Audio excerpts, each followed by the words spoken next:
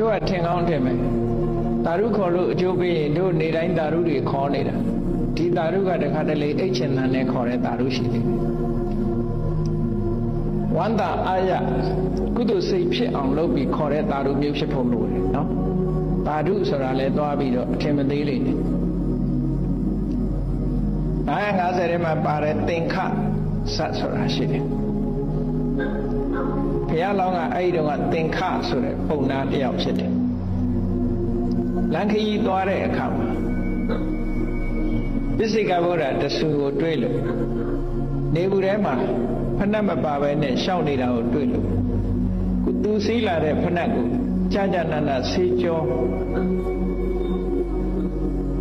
အဝတ်တွေပါတွေနဲ့ပုတ်ပြီးတော့တဏ္ဍရှင်ရှင်လုပ်ပြီးတော့ပိစိကဗုဒ္ဓခြေထောက်ကိုဆွတ်ပေးလိုက်လူလိုက်တယ်ဒီဖဏတ်ကလေးစီးပြီးတော့သွားပါဗျာအဲ့ဒီဖဏတ်လှူပြီးတော့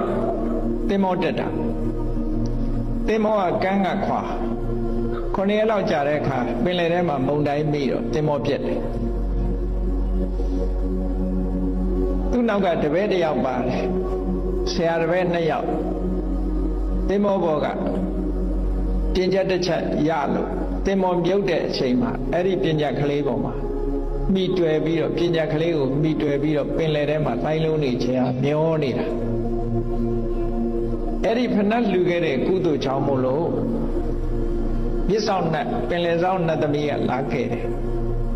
ကဲတဲ့အခါမှာသင်္ခပုံနာကိုသာကဲတယ်ကုသိုလ်ကြောင့်ကဲတယ်အဲ့ဒါလို့ကဲတဲ့အခါမှာသူ့နောက်ကနေ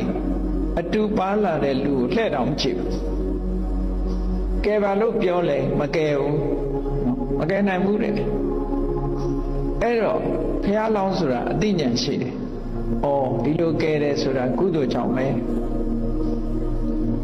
သူ့နားမှာရှိနေတဲ့သူ့တပည့်ကိုငါတပည့်ငါဖဏတ်တယံပိစိကဗုဒ္ဓကိုလှူခဲ့တယ်အဲ့ဒီကုသိုလ်ကောင်းမှုကိုမြင့်အောင်အမျှပေးဝေပါတယ်အမျှဆိုဟိုကောင်ကတာရုလည်းခေါ်လိုက်ရောမကဲခြင်းလို့မရတော့နတ်သမီးကကဲလေရကုသိုလ်ကြောင့်ကဲတာဟောတာရုခေါ်တာနဲ့ပင်လယ်ထဲမှာမနစ်တော့ဘူးဒါ950ထဲမှာသိခြင်းဖတ်ချစ်သင်္ခါစလို့ခေါ်တယ်ဆိုလိုတာကတာရုခေါ်တဲ့ကုသိုလ်လေးတောင်မှပဲဒီလိုအကျိုးကျေးဇူးတွေရနိုင်နေတယ်လို့ဒါကြောင့်မို့လို့ကုသိုလ်ဆိုတာအမှန်တမ်းအရေးပါတယ်လို့ဒီလိုပြောလို့တာပေါ့နော်ကုသိုလ်ကောင်းမှုဆိုတာအားလုံးပါဒုက္ခအာရဖြစ်ဘယ်ကုသိုလ်ပဲဖြစ်ဖြစ်စွမ်းတတ္တိရှိကြတာကြီးပဲ